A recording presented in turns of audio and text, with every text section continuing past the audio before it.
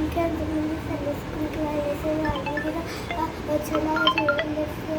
వాళ్ళు Sunday school అందరూ పాటలు వాక్యాలు అన్నీ నేర్చుకోవాలేసి చిన్న పదం నేర్చుకుంటున్నాము. అరవైట్లో మాకంటే దారి చూపిస్తాడు రా దేవుడు, దారి చూపిస్తాడు రా, దారి చూపిస్తాడు రా దేవుడు, దారి చూపిస్తాడు రా. ముందుకి వెనకకి లెఫ్ట్ కి రైట్ కి దారి చూపిస్తాడు రా.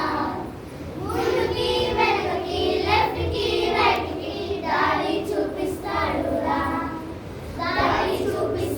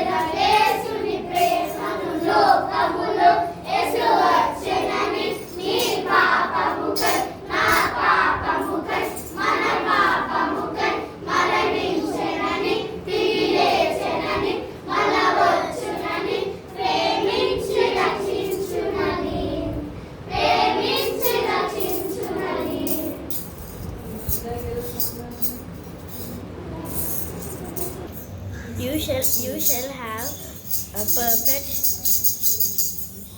You shall have to. You shall have to be perfect to be fully obeyed. You shall have to be steadfast, obeying the pets. Psalms 4:5. నీ ఉపదేశ మార్గమును నాకు బోధపరచుము. నీ నీ నీ ఆశ్చర్య కార్యములు నేను ధ్యానించెదను. వ్యసనము వలన నా ప్రాణము నీరైపోయెను. నీ వాక్యము చేత నేను స్థిరపరచును. కీర్తనలు 119 27-28 వచనాలు. ఉపదేశ మార్గము నాకు బోధపరచుము. నీ ఆశకర్యములను నేను ధ్యానించెదను.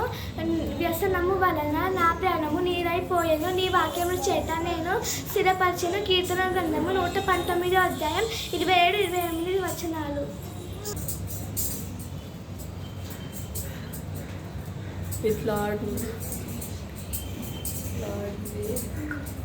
In my distress, I called the Lord, and He answered me. Deliver me, O Lord, from lying lips, from a deceitful tongue. From a deceitful tongue. Psalms 120:1-2. Make a joyful noise unto the Lord, all ye lands. Serve the Lord with gladness, come before His presence with singing. Psalms chapter 100:1-2.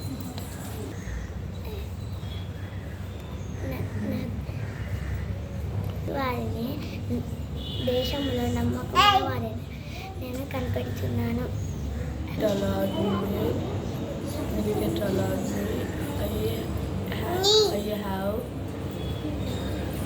have trusted in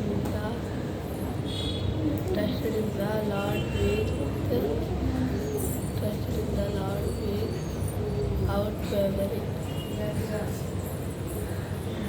Yeah, chapter 26. నివసించు వారి సర్వశక్తి నీరులు విశ్రమించు వారి. కీర్తనలు 9:9-1. నాకు ఆశ్రయము నా కోట ఆయన నాకు ఆశ్రయము నా కోట నేను నమ్ముకున్న నా దేవుడు. నేను యెహోవా గురించి చెప్పుచున్నాను. కీర్తనలు 91:2. స్టోరీ చెప్తున్నాను. మనం నైమాన్ ఎలీషా పాట పాడుతున్నాం కదా. అయితే దానికి రిలేటెడ్గా ఒక చిన్న స్టోరీ నేర్చుకున్నాం. ఓకేనా? నైమాన్ ఎవరు?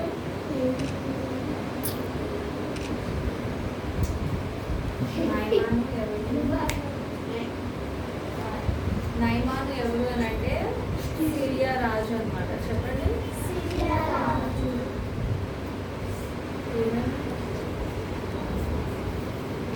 అతను ఆ దేశంలో చాలా బాగా ఉండేవాడు అన్నమాట. చాలా డబ్బులు వెళ్ళి పరిపాలించేవాడు కదా. అలాగా అవన్నీ చేసేవాడు అన్నమాట. అయితే తన దగ్గర అంత పెద్ద పేరున్న వ్యక్తి అని అంటే అతని ఇంట్లో సర్వెంట్స్ ఉంటారా? ఉంటారు కదా, పని చేయడానికి సర్వెంట్స్ ఉంటారు కదా. అయితే వాళ్ళ ఇంట్లో కూడా ఒక సర్వెంట్ ఉందన్నమాట. ఇంట్లాగే ఒక చిన్న పాప.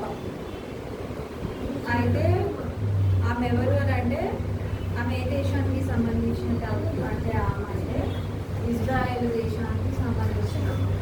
అంటే ఇజ్రాయెల్ పీపుల్ ఏం చేస్తారంటే ఎక్కువ దేవుణ్ణి నమ్ముకుంటారు కదా, ఎక్కువ ప్రేయర్ చేస్తారు, దేవుడి గురించి బాగా తెలుసు, వాళ్ళకి ధర్మశాస్త్రం గురించి అవన్నీ కూడా వాళ్ళ పేరెంట్స్ అవన్నీ చెప్తున్నప్పుడు ఈమెకి బాగా తెలుసు అన్నమాట ఇవన్నీ. ఓకే, ఏసై దేవుడు ఉన్నారు, బలపరుస్తాడు, దేవుడు నమ్మదగిన వాడు, బలపరుస్తాడు అని చెప్పి దేవుడి గురించి ఈమెకి కొన్ని మాటలు తెలుసు అనమాట. అయితే ఈ నైమాన్ ఇంట్లో పనిచేస్తున్నటువంటి ఈ అమ్మాయి ఉంది కదా, ఆమెకి ఏమైంది అని అంటే నైమాన్కి ఒకరోజు కుష్టి వ్యాధి వచ్చింది. ఓకే, కుష్టి వ్యాధి వచ్చినప్పుడు ఎవరికి తెలియకుండా అతను డైలీ సీక్రెట్గా ఒక రూమ్లోకి వెళ్ళి ఉండేవాడు అనమాట. అయితే ఎప్పుడు కూడా ఇలాగే చేస్తుండేవాడు. వాళ్ళ వైఫ్కి కనిపించేవాడు కాదు, వాళ్ళ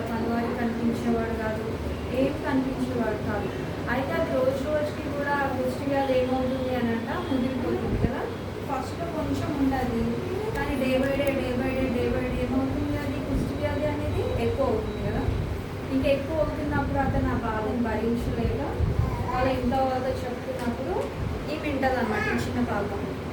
అయితే ఈ చిన్న పాప విని ఏం చేస్తుంది అని అంటే వాళ్ళ వైఫ్ ఉంటుంది కదా, నైమన్ వాళ్ళ వైఫ్, ఆమె దగ్గరికి వెళ్ళి ఇట్లా పలానా చోట ఒక వ్యక్తి ఉన్నాడు, అతని దగ్గరికి వెళ్ళి అతని దగ్గరికి వెళ్తే కనుక బాగుపడతాడు, ఎలీషా దగ్గరికి వెళ్తే కనుక బాగుపడతాడు అని చెప్పి ఇవి చెప్తాను అనమాట ఈ చిన్న పాప. ఎవరి దగ్గరికి వెళ్ళమంటే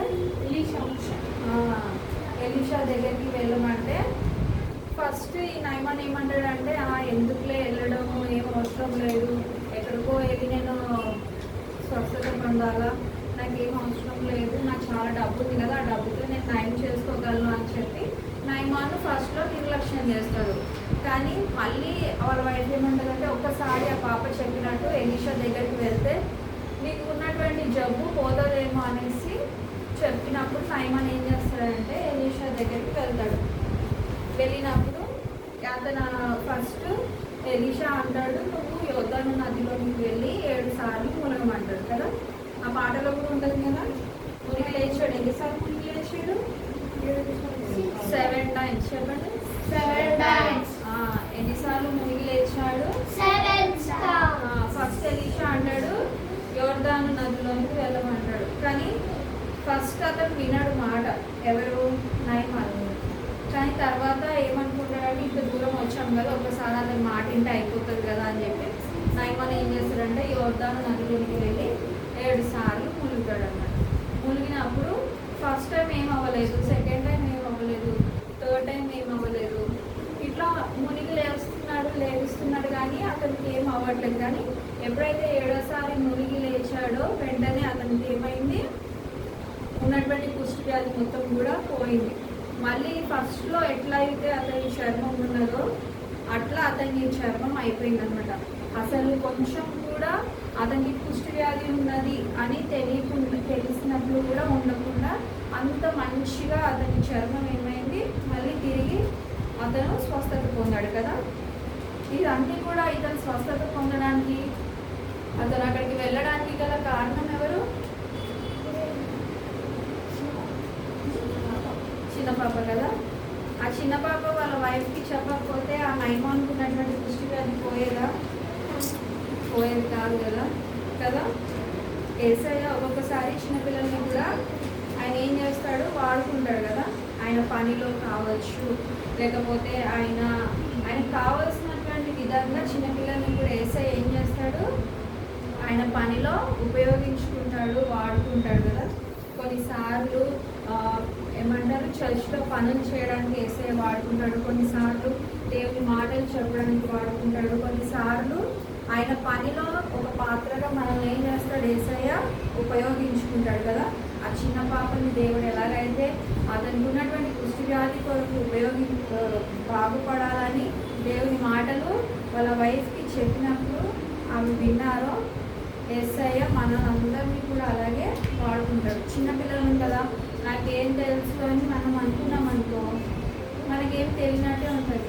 అదే యేసయ్యకు మనం అప్పగించుకున్నాం అనుకో, యేసయ్య మనల్ని ఎలా ఉపయోగించుకోవాలో, ఎలా వాడుకోవాలో ఆయనకి తెలుసు. కాబట్టి ఆయన మనల్ని ఆ చిన్న పిల్ల ఎలాగైతే ఉపయోగపడిందో మనం అందరం కూడా దేవుని పనిలో అలాగనే ఉపయోగపడాలి. ఓకేనా? ఓకే.